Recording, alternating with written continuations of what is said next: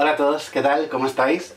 Hoy os traigo una reseña del que sin duda se ha convertido en el mejor libro que he leído este 2022. Tanto es así que es que yo necesito hacer una reseña única, especial a él, porque hace mucho tiempo que yo no leía algo que me hiciera darle tantas vueltas, que le encontrara tantas capas y tanta profundidad.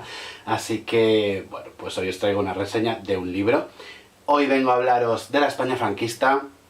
Vengo a hablaros de la opresión, de los vencidos pero aún rebeldes, de personajes LGBTIQ+, y de incesto.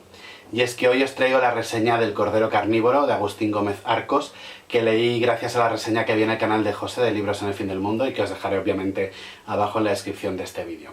Tengo, la verdad, mucho que contar, que no me puedo callar, así que no puedo garantizar que no haya spoilers. Intentaré no contarlo todo, pero es que yo me estoy reseñando encima, así que no sé qué va a pasar. Vamos allá pues, porque hay mucha tela que cortar.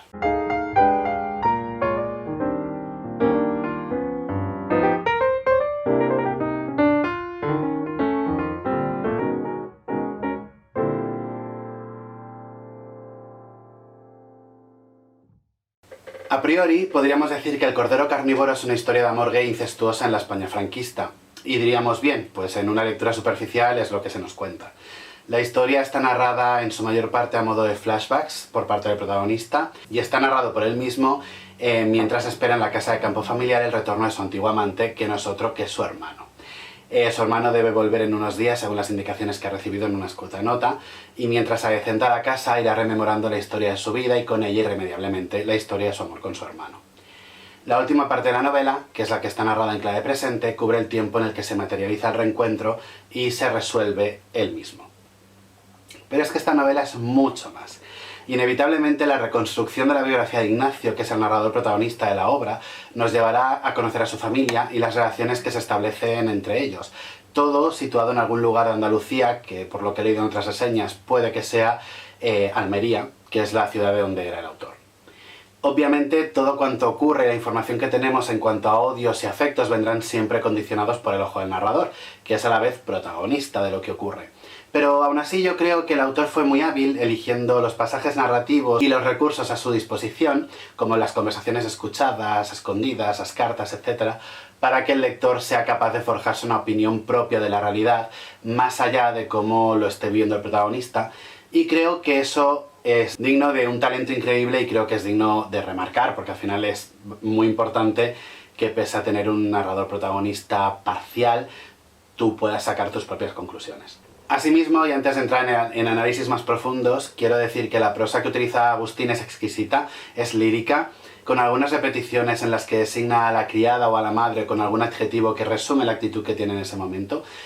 Y todo ello, el lenguaje que usa, esas técnicas que en lo personal me quieren recordar a poetas un poco como Lorca incluso, no solo sirven para marcar un ritmo y tempo determinados, sino que ayuda a otorgar a la obra de un ambiente en ocasiones, la mayoría, opresivo, hostil, casi claustrofóbico a veces, y lo más importante es que pese a lo que nos esté narrando, pese a esa hostilidad, pese al tabú del incesto, todo lo que narra resulta bello. Como decía, la obra es la historia de un tabú, algo que incluso hoy en día se condena, y pese a todo lo que va a contar, pese a que hay algunos apartados un poco conflictivos, todo resulta natural, todo resulta bello y libre de juicios, y creo que eso es muy importante y muy a valorar.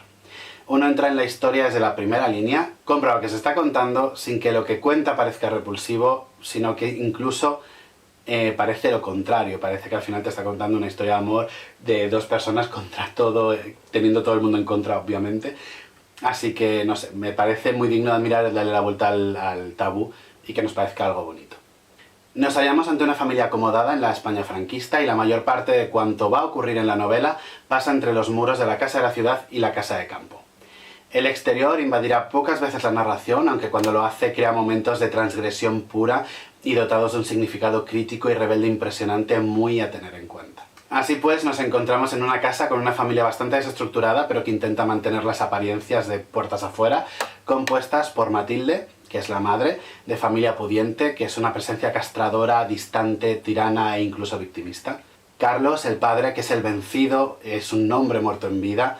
Clara, la criada, que está ligada irremediablemente a la familia, que es roja y también está vencida por el franquismo.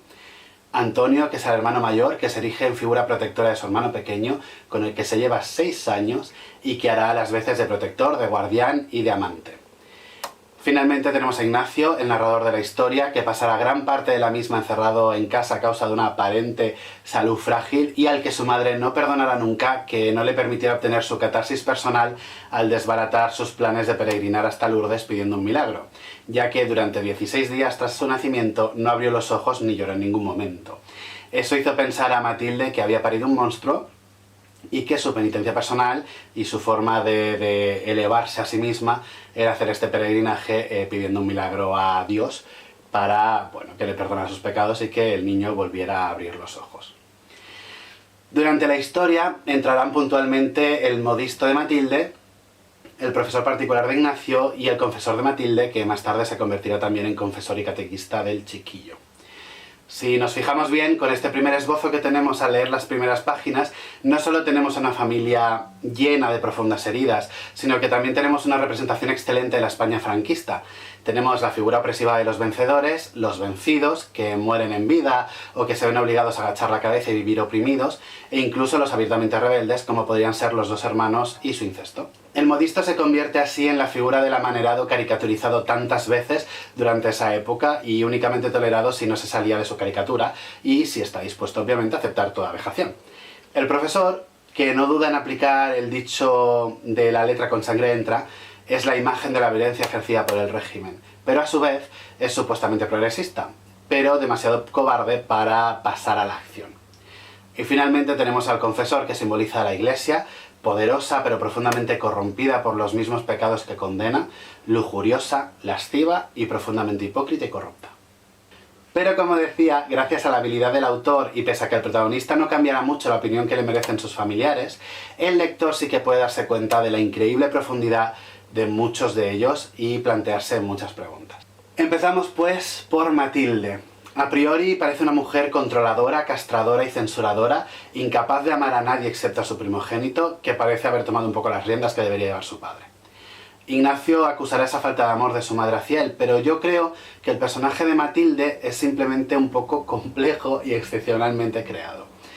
En un impresionante monólogo que tiene con su criada y que Ignacio escuchará a escondidas, ella, sentada en un banco, habla a su criada, que está sentada en el suelo sobre un cojín, y ojo con la fuerza de esa imagen simbólica en lo que a clase social se refiere.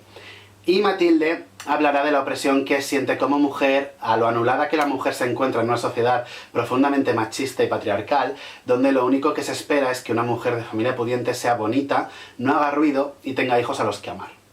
Lo que ocurre con Matilde, un poco a mi parecer, es que ama a sus hijos, pero de maneras diferentes.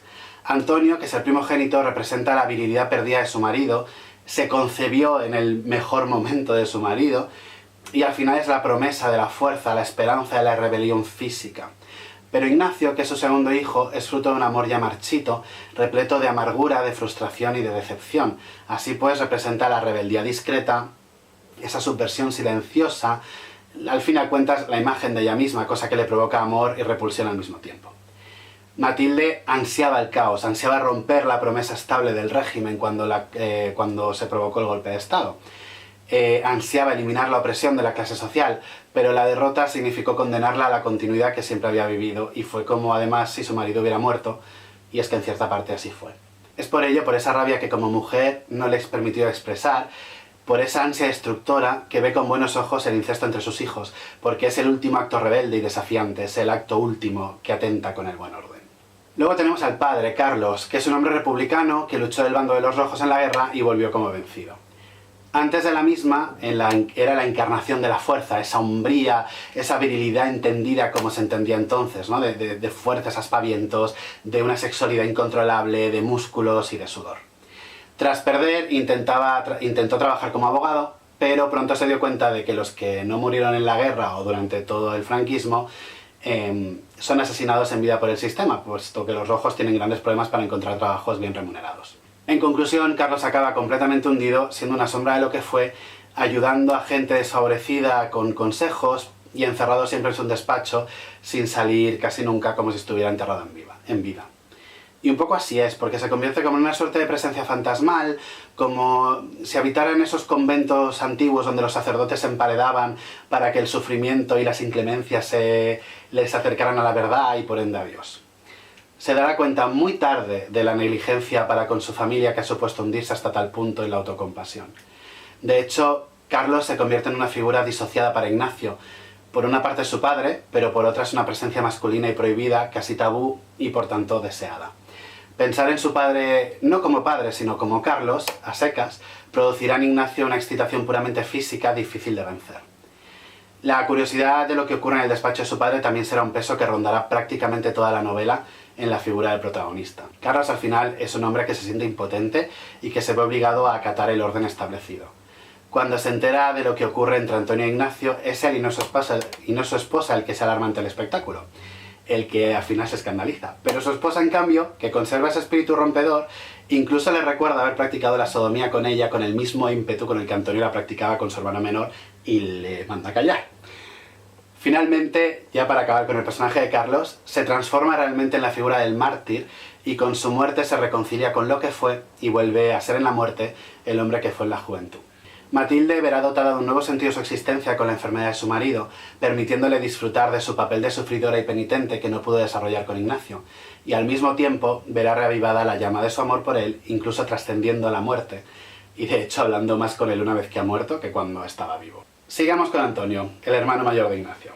La narración no nos deja claro, más que nada porque no puede hacerlo, porque al final el narrador es Ignacio y él no está en la cabeza de Antonio ni guarda recuerdo definido del tema. Pero, como decía, la narración no nos deja claro cuándo empezó a sentirse atraído por su hermano.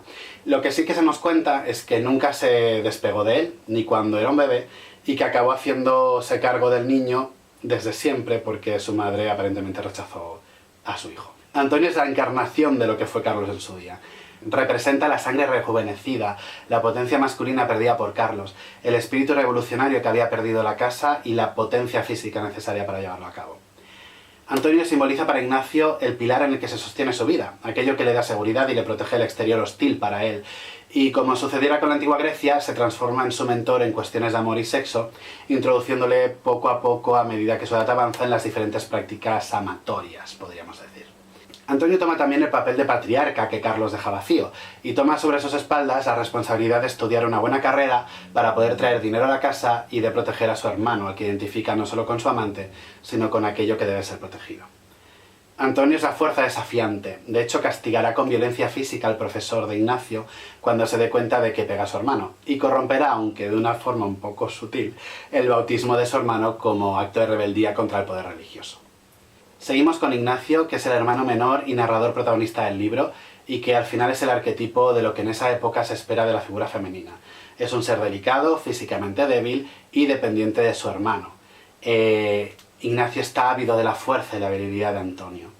Como prueba de ese papel sufridor, de esa encarnación de la figura femenina para el franquismo, tenemos el hecho de que soporta en silencio la violencia física ejercida por el profesor. Y de hecho la figura franquista de la mujer era la de una sufridora silenciosa. Ha pasado 13 años aislado del exterior bajo el pretexto de estar enfermo cuando no lo estaba, por lo que todo lo que aprende del exterior lo aprende de los demás, de lo que le cuentan. Y al final, por no salir, acaba convirtiéndose en un reflejo de su madre a la que directamente odia. Podría ser el cerebro de la rebelión, los actos subversivos hechos en la clandestinidad contra el régimen opresivo y que encuentra en la fuerza física del hermano la unión perfecta para llevar a cabo esta rebeldía absoluta contra el franquismo, que al final es la homosexualidad y el incesto. Ignacio ha sabido afilar sus pensamientos y actos para compensar su falta de fuerza física. Sabe jugar con el sacerdote, ciertamente pederasta y débil a los pecados de la carne, para torturarlo, excitándolo, dándole todos los detalles de sus escarceos con su hermano, pero luego no dejarle llegar nunca más allá como acto puramente subversivo. También pervertirá los símbolos más sagrados del catolicismo, teniendo sexo sobre el altar de una iglesia y manipulando al chico con el que tiene ese encuentro sexual para que mee en la iglesia, representando ya el mayor acto de rebeldía contra los símbolos sagrados del régimen franquista y la opresión que ejercen sobre la gente. Casi acabando ya tenemos a Clara, que es la sirvienta de la casa. Clara representa la lealtad hacia los suyos, la complicidad, el rencor hacia las barbaridades cometidas por Franco y el franquismo, y también hacia el poder y la opresión que representa la Iglesia. El personaje de Clara, de hecho, es uno de los más interesantes y el que más evoluciona durante toda la novela. Va adquiriendo más y más importancia a medida que pasan las páginas y tras la caída más profunda en el momento de más desesperación de la novela, la esperanza mantenida por ella acaba recompensándola y llevándola de nuevo a lo más alto de su catarsis personal y realizando el acto más transgresor que puede hacer nadie contra la Iglesia, siendo la que bendice la unión prohibida entre los dos hermanos. Clara es el espíritu de la República, la encarnación de un mundo mejor que aplastó el franquismo, pero que no se perdió y que luchará y perdurará durante todo este tiempo de oscurantismo con la esperanza de volver a un mundo de nuevo sin dictaduras. Creo que Clara encarna el sentimiento de los rojos durante toda la dictadura, ¿no? Pues esta resistencia que hubo, el aparente aparente y real hundimiento que hubo durante el franquismo y el resurgir de movimientos contestatarios y en la clandestinidad en los posteriores momentos del franquismo. Finalmente nos queda un personaje más, al que no le voy a dedicar más que unos segundos, y que es la americana, que para mí representa la influencia extranjera que va de salvadora e intenta imponer sus normas y caer bien a la fuerza cuando francamente está completamente fuera de lugar. Una vez comentados los personajes, debo decir que a mí me atrapó por completo la capacidad del autor de narrar este tipo de historia de amor de manera que parezca bonita y que no choque el tema que sean hermanos, de verdad, es que lo integras perfectamente. Aparte, como se trata de una obra con tan pocos personajes y tan íntima, pues llega un momento que dejas de ver a la gente ya ni con las relaciones familiares, ¿sabes? O sea, lo aceptas todo, compras todo y la historia de amor te parece guay. Al menos hablo por mí. Lo que sí que me planteó cierto conflicto debido a dos comentarios que hace el personaje a lo largo de estas casi 400 páginas, y realmente son dos comentarios, es si realmente Ignacio se enamoró de manera natural de su hermano, que es 6 años mayor que él, o si fue resultado un poco del condicionamiento que ejerció este sobre aquel.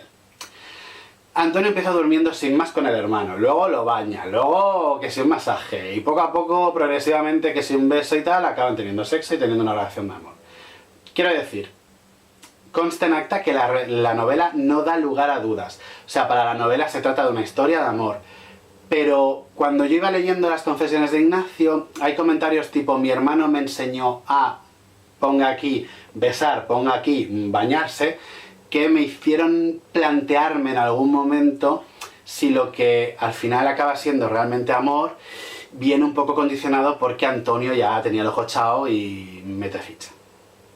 También hay un momento que es solo un párrafo donde, cuando la relación entre ambos se enfría, Ignacio provoca a Antonio para ver si aún siente algo por él y Antonio acaba poseyéndolo a la fuerza.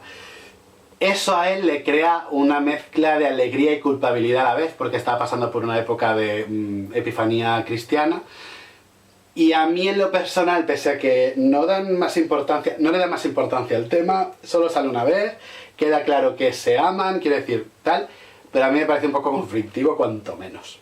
Hay varios pasajes muy interesantes en la novela, muchos de ellos con una carga sexual casi animal, que al final lo que intentan es, bueno, mostrar puramente la jerarquía entre los diferentes seres humanos que intervienen en la novela. Y que me parecen dignos de comentar. Voy a comentar unos cuantos, no todos, porque la novela tiene muchos pasajes así, pero hay algunos importantes que creo que merece la pena comentar. El primero de ellos es el momento en el que Antonio descubre que su hermano tiene una marca en las nalgas fruto de un embarazo que le da el profesor. En ese momento, Antonio baja enfadadísimo, hace que su hermano se desnude delante de todo el mundo para enseñarle al profesor la marca. Cuando se la enseña, le deja claro qué tipo de relación tiene con su hermano para seguidamente, y después de decirle que nadie más toca a su hermano excepto él, darle un puñetazo en la cara e irse otra vez con su hermano a la habitación. Más tarde, el profesor aún seguirá allí y bajarán a merendar con el profesor, su madre y los dos niños. Y Antonio mostrará su sexo al profesor y a su madre fingiendo un descuido. Se trata de un momento de gran carga sexual, pero yo creo que es también un momento de gran significación, porque al final Antonio muestra sin pudor, pues eso, su sexo, ¿no? En un claro gesto de demostrar quién tiene el poder en esa habitación, que no es la madre, sino él. Esto es algo puramente animal, pero es que muchos animales marcan la jerarquía con este tipo de comportamientos, y yo creo que al final ahí se ve claro el poder fálico del patriarcado, diciendo: aquí mando yo porque la tengo aquí. El segundo tiene que ver con el sacerdote. no solo Ignacio jugará con él llevándolo al límite de la excitación sexual para luego dejarle así, sino que cuando bautizan a Ignacio, porque no lo habían bautizado al nacer, porque era como un monstruo, Antonio coge a Ignacio como si fuera un bebé para emular un poco el rollo del bautismo. Mientras el cura está hablando, dando su sermón y echándole el agua bendita, Antonio jugará con su hermano excitándole la zona anal durante la ceremonia.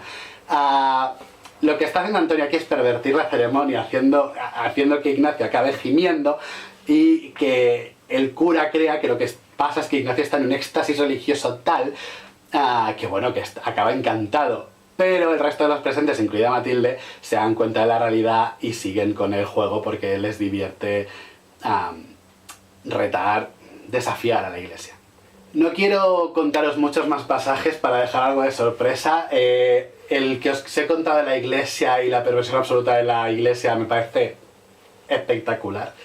Pero todos estos pasajes que pueden haber durante el libro, y que son muchísimos, tienen ese tipo de fuerza tensional, no siempre tiene que ser sexual, pero muchas veces lo es, y de un simbolismo muy bueno e increíble si quieres ver el simbolismo que te está contando. A mí me parece también digna de mención la casa de campo, porque es un reflejo exacto de la casa principal, en un claro símbolo de que nada cambia en esa España marchita. Te puedes ir a la ciudad, te puedes ir al campo, todo continúa igual. En fin, yo podría estar hablando de esta novela eternamente, porque la verdad es que a mí me maravilla cada vez que pienso y reflexiono sobre ella. Me asaltan nuevos pensamientos, pero tampoco quiero daros más la chapa, porque llevo dando la chapa yo no sé cuánto tiempo ya, no sé cuánto va a durar este vídeo, pero es que me encanta, lo cogí de la biblioteca y me lo voy a comprar porque es que este libro lo tengo que tener. Simplemente, por si no ha quedado claro después de lo que os acabo de decir, es que se ha ido la mejor novela de este año, así que, por favor, es que lo tenéis que leer. Aparte, el final me parece apoteósico, es que esa es la palabra, el final es apoteósico. Es espectacular y la prosa que sostiene durante toda la novela está llena de lirismo, bajo su aparente simplicidad, porque al final te está contando la historia de amor entre dos hermanos, se esconde, pues como hemos visto, muchos matices, muchos símbolos, una gran complejidad. Los personajes son súper complejos, simbolizan muchísimas cosas. Yo es que solo os puedo recomendar muchísimo este libro, así que desde aquí, si habéis aguantado la chapa, José, si estás aguantándola, muchas gracias por haberme animado a leer esta novela con tu reseña, porque es que yo vivo living con esta novela desde que lo he leído. Hasta aquí el vídeo de hoy, espero que os haya gustado. Dejadme vuestros comentarios sobre la novela, si es que lo habéis leído, o sobre lo que os ha parecido esta reseña. Yo ya siento la chapa que os he pegado, pero es que necesitaba hablar de esa novela y cosas que me he callado que también debería hablar. Me da mucha ilusión leeros como siempre, y como siempre, pues dejadme un pulgar arriba si os ha gustado el vídeo, compartidlo con más gente para que cada vez seamos más personitas en esta comunidad, y si eres nuevo por aquí y te ha gustado este vídeo, te invito a que veas otros de mis vídeos, y si te gustan, pues a que te suscribas y que cliques a la campanilla para que YouTube te avise de nuevos vídeos que vaya subiendo. Nos vemos la semana que viene. ¡Chao!